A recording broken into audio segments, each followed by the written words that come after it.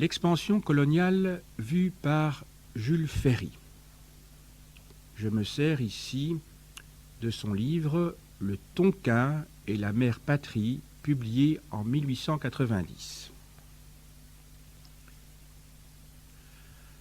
Un mouvement irrésistible emporte les grandes nations européennes à la conquête des terres nouvelles. C'est comme un immense steeplechase sur la route de l'inconnu. De 1815 à 1850, l'Europe était casanière et ne sortait guère de chez elle.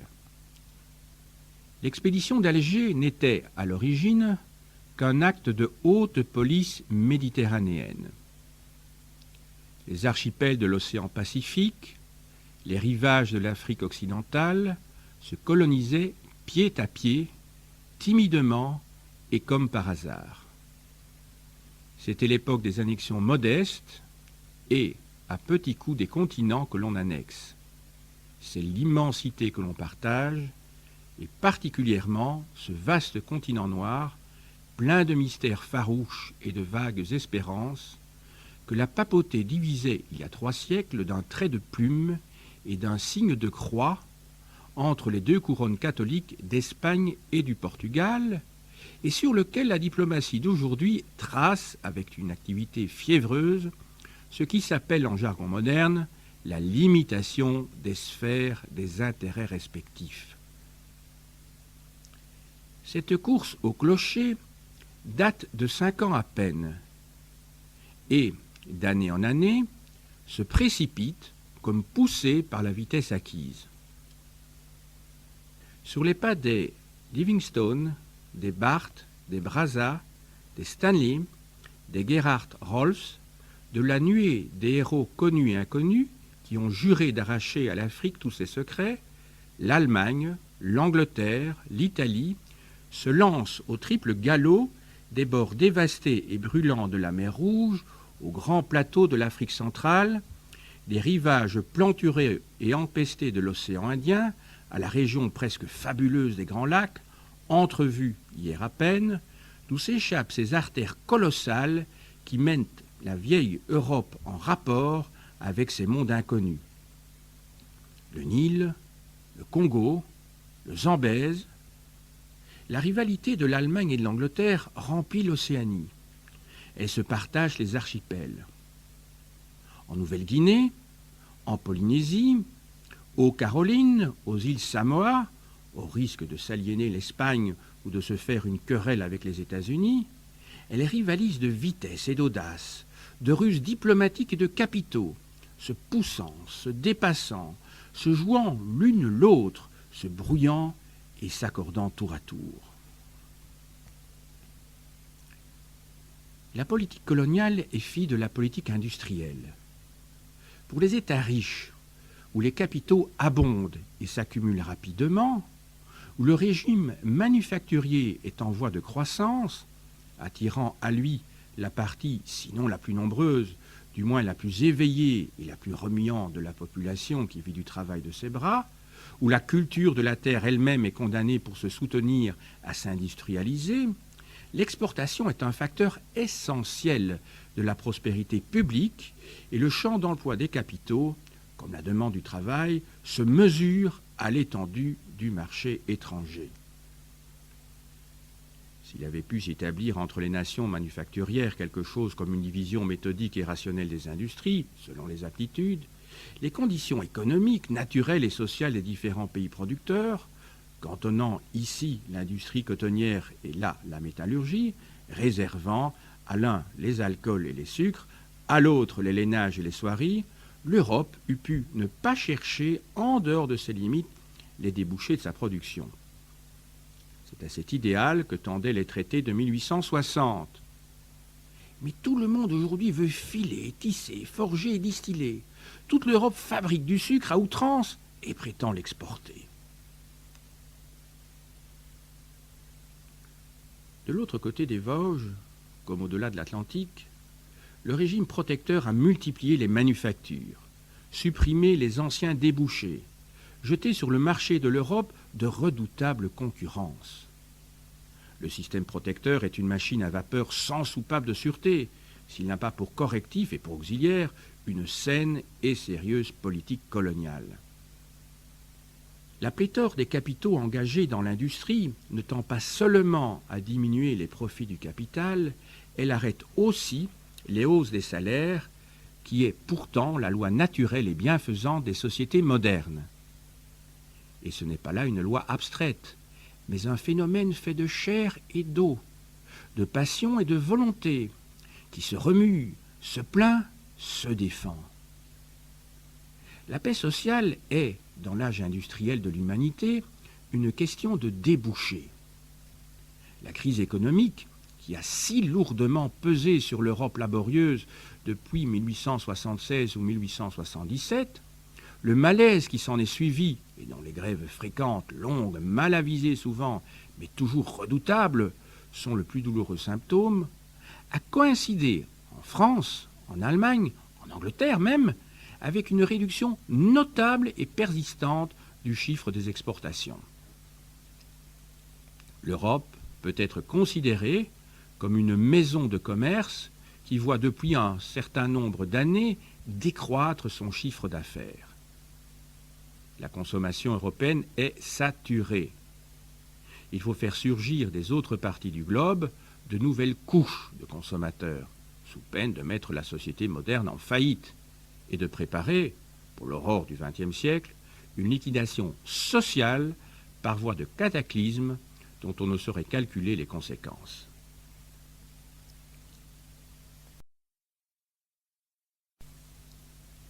Passons à l'analyse du document. Ce texte très célèbre constitue un manifeste en faveur de l'expansion coloniale de la France et, par la même occasion, un plaidoyer pro domo pour la défense de la politique suivie par son auteur lorsqu'il fut par 2 fois à la tête du gouvernement. Le premier volume, dont il est extrait, était un recueil de documents rassemblés par le publiciste Léon Santupéry. Il débutait par une première partie intitulée « 5 ans après » et un chapitre préface de Jules Ferry qui rappelait l'épisode fameux du débat du 30 mars 1885 où Jules Ferry avait été renversé par la Chambre des députés dans une atmosphère enfiévrée par les passions populaires déchaînées contre le Tonkinois. On soulignera à ce propos que c'était la seconde fois que Jules Ferry tombait sur des questions coloniales et qu'avant d'avoir été le Tonkinois, abhorré des foules et vilipendé par l'opposition menée par Clémenceau, il avait été l'homme des tripotages tunisiens et l'inventeur des croumires, dénoncés par le redoutable Rochefort. La personnalité et la politique de Jules Ferry sont donc associées à 2 entreprises majeures de la Troisième République. La politique scolaire, ce dont il ne peut être question ici, et la politique coloniale. Injustement attaqué sur cette dernière, Jules Ferry, épuisé par les combats parlementaires incessants, s'est peu défendu, aussi bien en novembre 1881 qu'en mars 1885. Il s'était cependant exprimé dans sa grande intervention à la Chambre des députés le 28 juillet 1885, dans laquelle il avait développé les arguments fondamentaux repris ici. Mais ce n'est donc qu'en 1890, alors qu'il s'est retiré amer et déprimé dans son fief électoral des Vosges, qu'il s'est exprimé à nouveau en reprenant l'essentiel d'une défense qui n'avait pas été écoutée 5 ans plus tôt.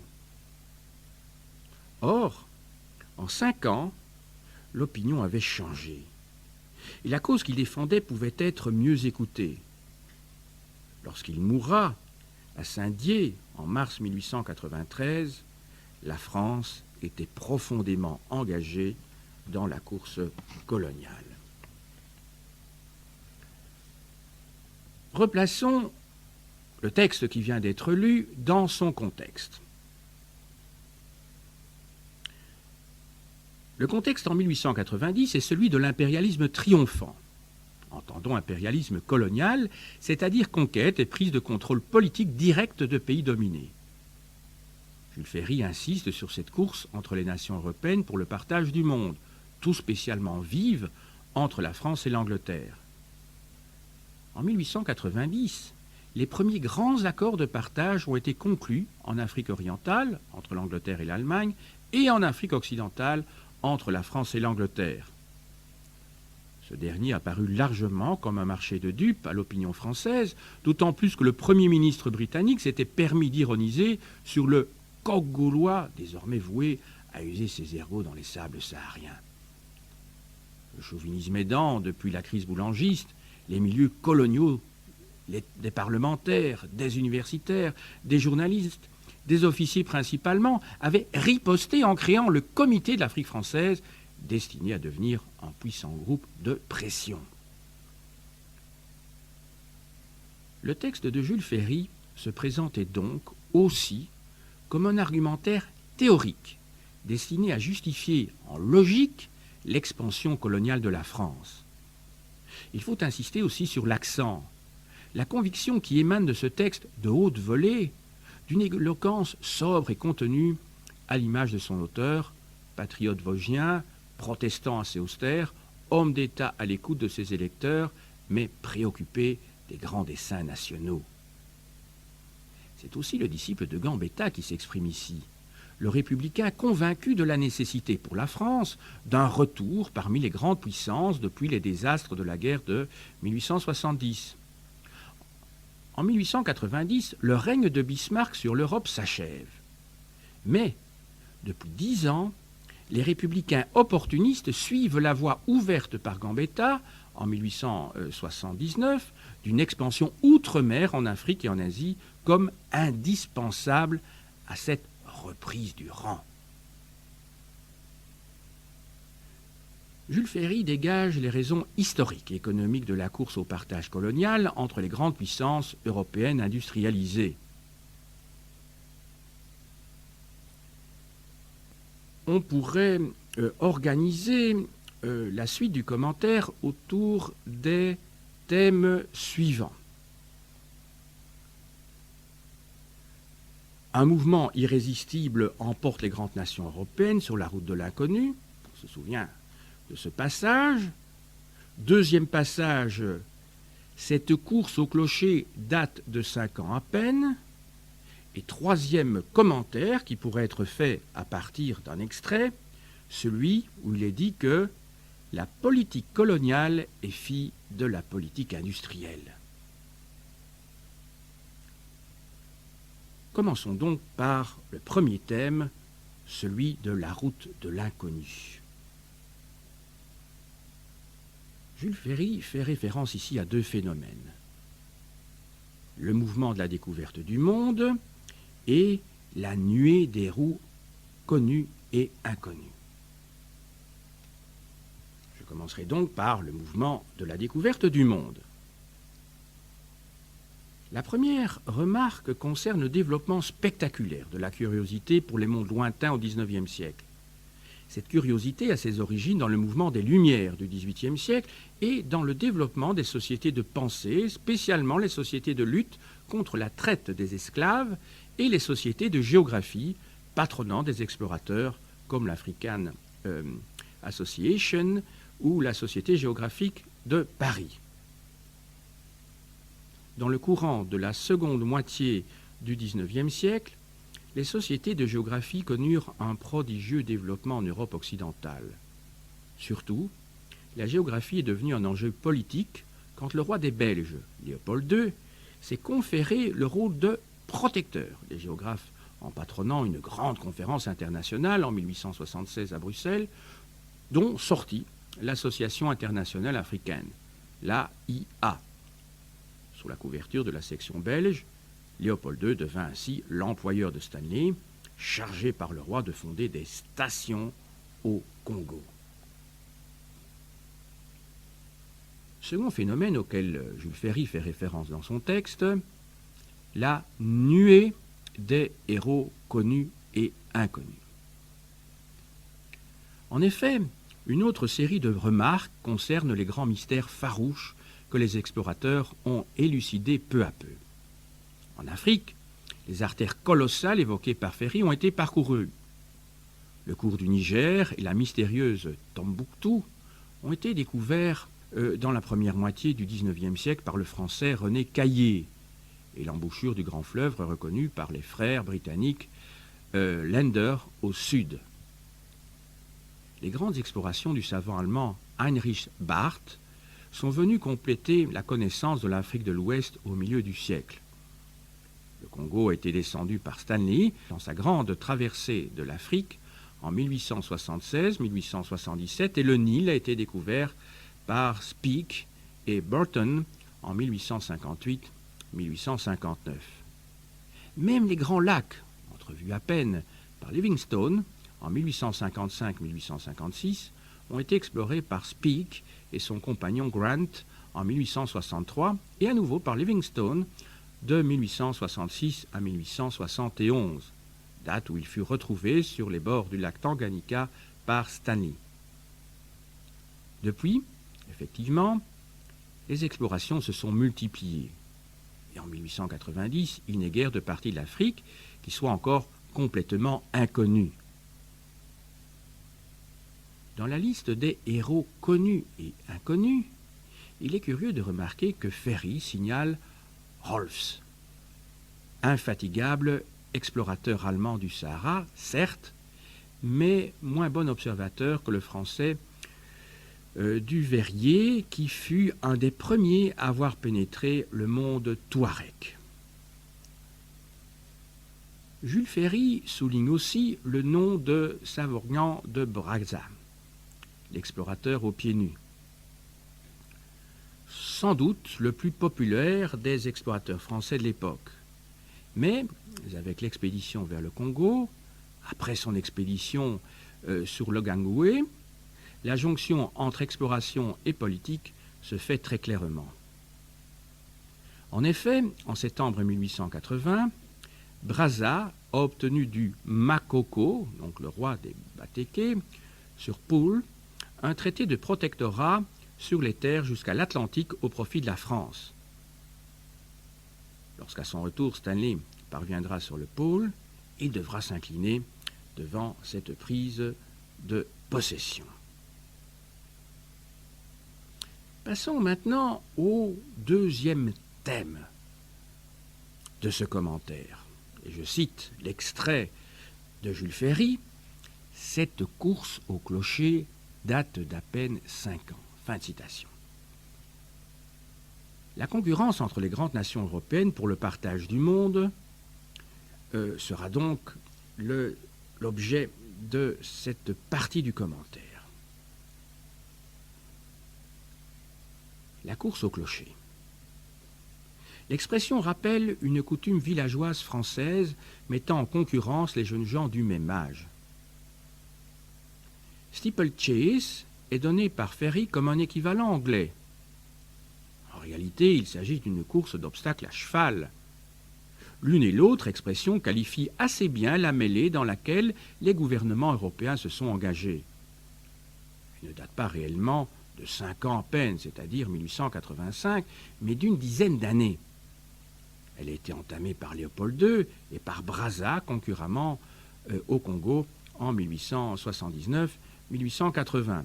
Également par les Français au Sénégal à la même époque, où le gouverneur Brière de Lille reprit l'ancien plan de pénétration de Faidherbe vers Bamako sur le Niger à la même époque. Jules Ferry distingue clairement deux époques bien distinctes à cet égard. De 1815 à 1850, l'Europe était casanière. Il souligne à juste titre que l'expédition d'Alger fut une sorte d'accident. L'opération de haute police méditerranéenne évoque la piraterie barbaresque, mais on notera que Jules Ferry passe sous silence les sordides querelles financières de date impayées opposant la régence d'Alger à des protégés français et passe totalement sous silence les raisons de politique intérieure de la Restauration à lancer cette expédition. En revanche, il indique bien que la période qui suivit ne fut qu'une époque d'annexion modeste, celle de point d'appui pour les flottes européennes en Afrique et dans le Pacifique. À la même époque, les préoccupations de l'Europe étaient en fait continentale et le Royaume-Uni, très attaché au libre-échange, se satisfaisait d'exercer son pouvoir par un impérialisme informel, quitte à l'étendre par la force, comme le montrent les guerres de l'opium, destinées à ouvrir le marché chinois. Au contraire, Jules Ferry marque fortement la rupture de la seconde moitié du XIXe siècle. À vrai dire, il faudrait sérieusement nuancer. Le Second Empire patronna quelques extensions territoriales au Sénégal sous Faidherbe et dans la Cochinchine des amiraux. Mais la politique d'intervention au Levant et surtout au Mexique rendit les expéditions lointaines très impopulaires.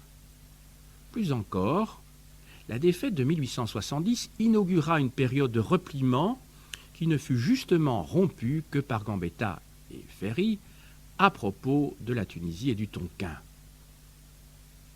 La politique britannique ne fit pas non plus preuve d'un plus grand dynamisme. On envisagea même d'évacuer les postes anglais sur les côtes d'Afrique occidentale au début des années 1860. En fait, la Grande-Bretagne n'avait qu'une priorité, la sécurité de son empire des Indes, et se réservait de riposter pour garder son avantage dans le monde.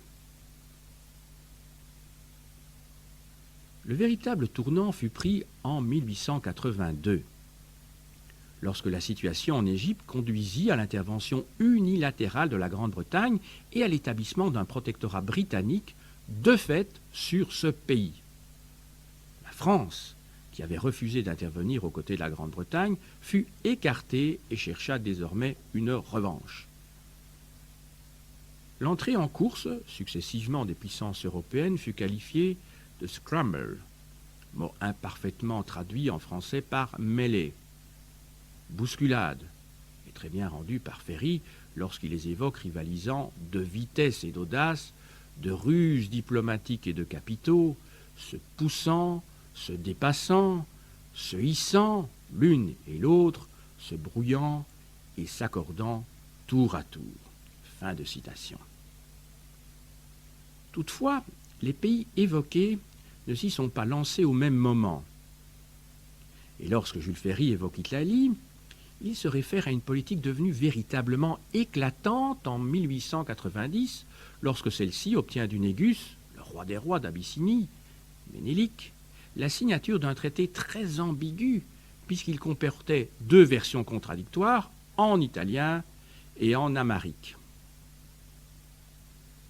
Quant aux États-Unis, il s'agit d'une vision prémonitoire, puisque ces derniers ne s'engageront dans une politique d'expansion coloniale, de façon assez éphémère, qu'en 1898 contre l'Espagne à Cuba et aux Philippines.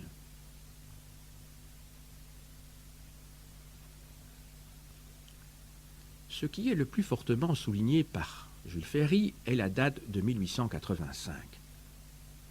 L'allusion est clairement faite à la conférence de Berlin, réunie sous la houlette de Bismarck, de novembre 1884 à février 1885. Mais il serait absolument faux de lui attribuer le partage de l'Afrique par l'Europe. Et lorsque Jules Ferry affirme, je le cite, « C'est l'immensité que l'on partage et plus particulièrement ce vaste continent noir », fin de citation, il s'agit d'une action postérieure. La conférence, et non le congrès, comme celui de Vienne en 1815 ou celui de Berlin en 1878, avait des ambitions relativement modestes. Établir des règles de conduite commerciale et politique entre puissances européennes en Afrique, d'où l'instauration d'immenses bassins conventionnels du Congo et du Niger, d'égalité douanière et les principes juridiques de la reconnaissance de souveraineté sur les terres occupées. La seule décision territoriale de taille qui sortit de la conférence, ou plutôt des négociations de couloir, fut la reconnaissance de l'immense État indépendant du Congo, possession personnelle du roi des Belges Léopold II. En réalité, la délimitation en sphères d'intérêt respectifs fut inventé par les Britanniques pour se faire reconnaître des zones d'influence sans occupation réelle.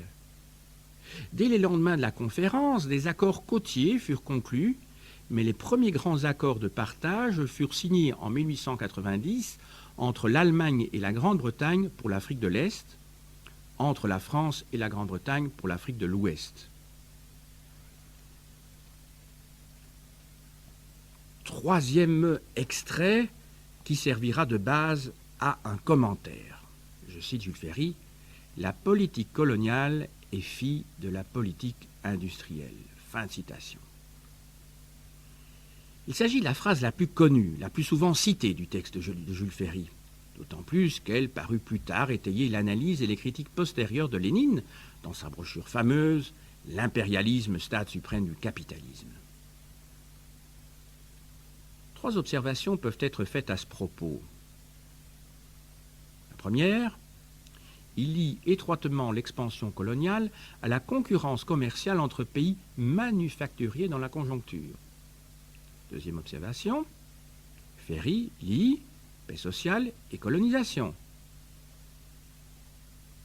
Troisième observation, Jules Ferry cherche à convaincre ses lecteurs du bien fondé d'une thèse qui lui a valu par 2 fois d'être renversée.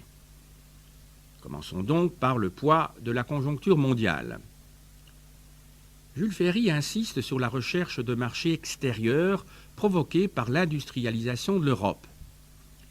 Les pays de l'Occident, concept dont on remarquera l'emploi par Jules Ferry identifié à modernité, achèvent une révolution industrielle dans laquelle ils se sont successivement engagés depuis le dernier tiers du XIXe siècle. Les nouveaux venus sont l'Allemagne et les États-Unis, en attendant la Russie qui s'apprête. En effet, on peut pressentir la montée en puissance de cette dernière, particulièrement en France, où les premiers emprunts russes ont été émis sur la place de Paris 2 ans plus tôt. Jules Ferry constate également que la recherche de marchés nouveaux est devenue une nécessité du régime manufacturier. Tout le monde s'est mis à produire la même chose en masse. Il fait allusion à ce propos au traité de 1860. Il s'agit bien entendu des accords de libéralisation douanière conclus entre la France et la Grande-Bretagne, connus sous les noms de leurs négociateurs, Richard Cobden et Michel Chevalier. Ils auraient dû mener à cette division du travail industriel rêvée par les économistes libéraux de l'époque. Il n'en fut rien en réalité, et, au contraire, la crise de 1876-1877 marqua le début d'une grande récession qui devait durer 20 ans et inaugura une ère de guerre économique entre pays industriels. On sent ici les préoccupations de l'élu des Vosges, attentif aux difficultés d'une région textile, et celle de l'homme d'État qui a été à la tête du pays quand fut réalisé le grand programme ferroviaire Freycinet. En 1890, la nécessité d'exporter est devenue encore plus grande, et ce que constate Jules Ferry, dans la suite du texte non cité ici, est que toutes les puissances se sont entourées de barrières protectrices, sont entrées dans le protectionnisme. Ceci est contestable. L'Allemagne a effectivement adopté des mesures protectionnistes en 1879, mais la France ne le fera réellement qu'en 1892, c'est le tarif Méline. Et la Grande-Bretagne restera fidèle au libre-échange. Mais l'esprit du protectionnisme est dans l'air.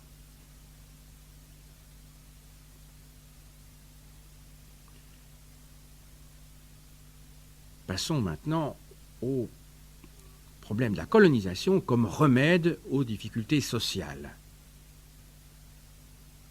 Jules Ferry lie la paix sociale à la question des débouchés dans les colonies. Il se fait ainsi un précurseur de la théorie du social impérialisme, visant à réduire la question sociale dans les pays avancés par l'écoulement de leur surplus de production outre-mer. Le remède n'est pas, pour lui, dans le protectionnisme national.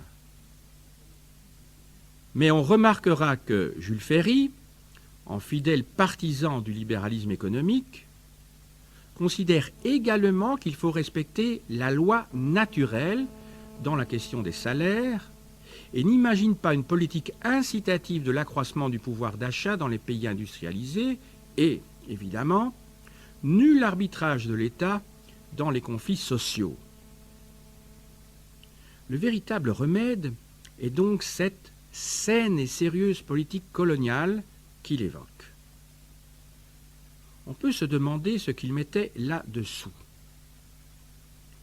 Sûrement, la continuation décidée de l'expansion territoriale de la souveraineté de la France dans le monde, destinée à lui assurer des marchés privilégiés et qu'il faudrait évidemment réserver à l'industrie de la métropole par une protection douanière et capable d'écarter les concurrents.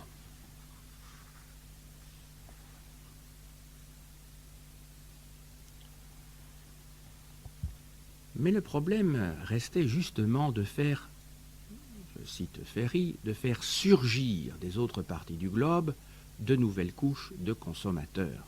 Fin de citation. Visiblement, Jules Ferry était conscient des faibles capacités d'absorption de ces marchés coloniaux qu'il appelait à développer.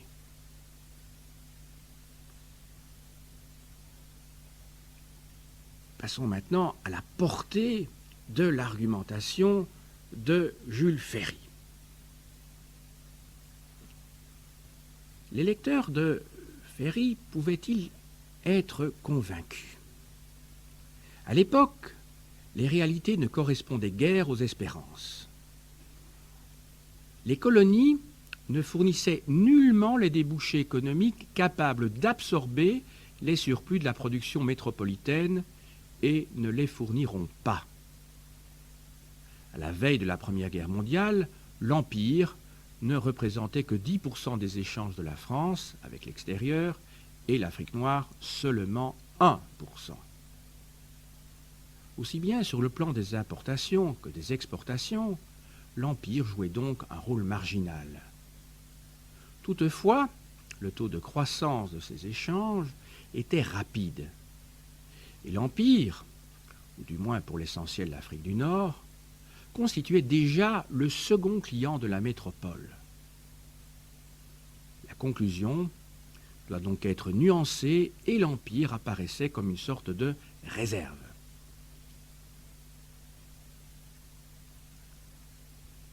L'exploitation rationnelle des colonies aurait supposé cependant l'apport des capitaux dont la France regorgeait, au dire de Jules Ferry, et c'est bien là le point faible.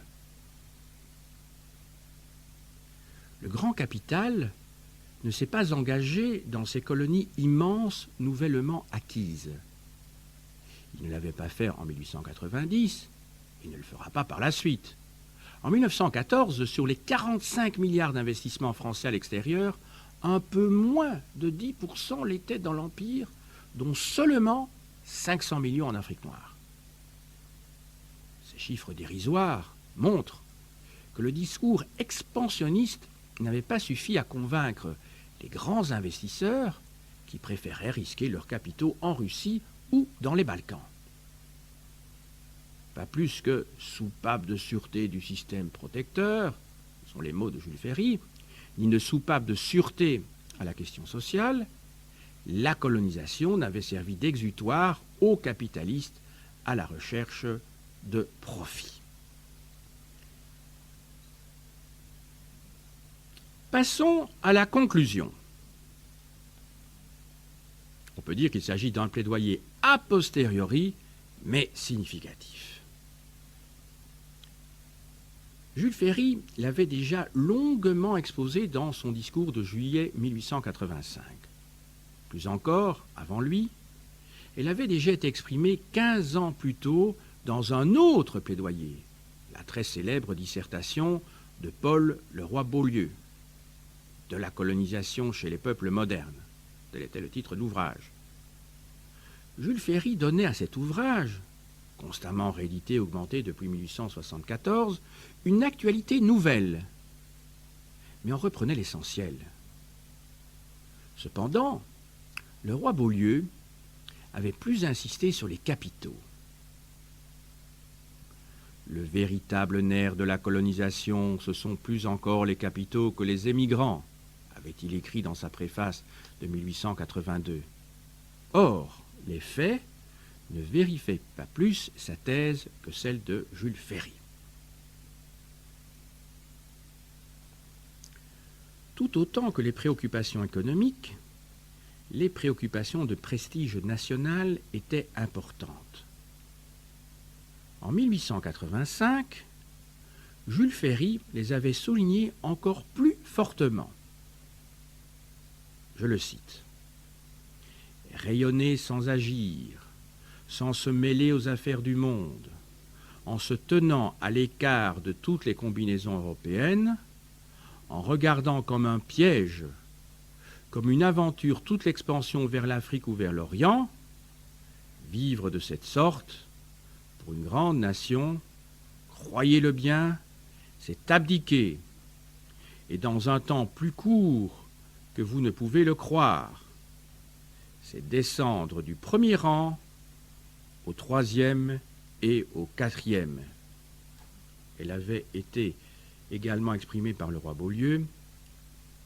La colonisation est, pour la France, une question de vie ou de mort, où la France deviendra une grande puissance africaine, où elle ne sera, dans un siècle ou deux, qu'une puissance européenne de second ordre, écrivait-il en 1882. Cette préoccupation du rang de la France, explicable par le traumatisme de 1870, reviendra constamment par la suite dans les reconstructions nationales jusqu'après 1945. C'est peut-être cette argumentation nationale, développée par la propagande coloniale, qui facilita une sorte de consensus favorable à l'expansion dans les années 1890 et donc correspondit aux espérances de Jules Ferry.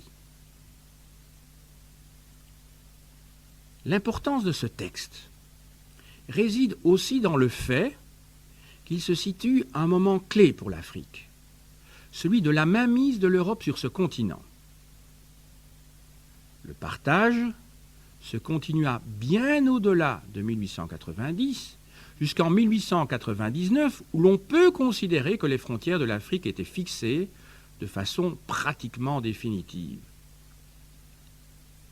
Ce partage suscita des rivalités qui culminèrent en gravité avec l'épisode de Fashoda en 1898, mais dans l'ensemble, n'engendra aucun conflit majeur mettant en péril l'équilibre européen.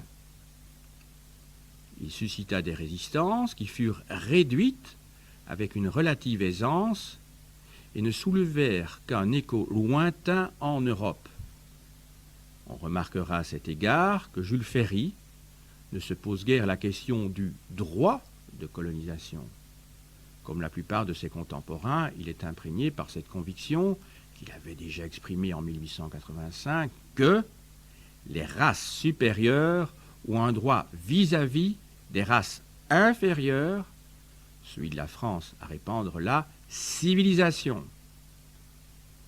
Juger un tel discours avec les critères actuels serait cependant anachronique.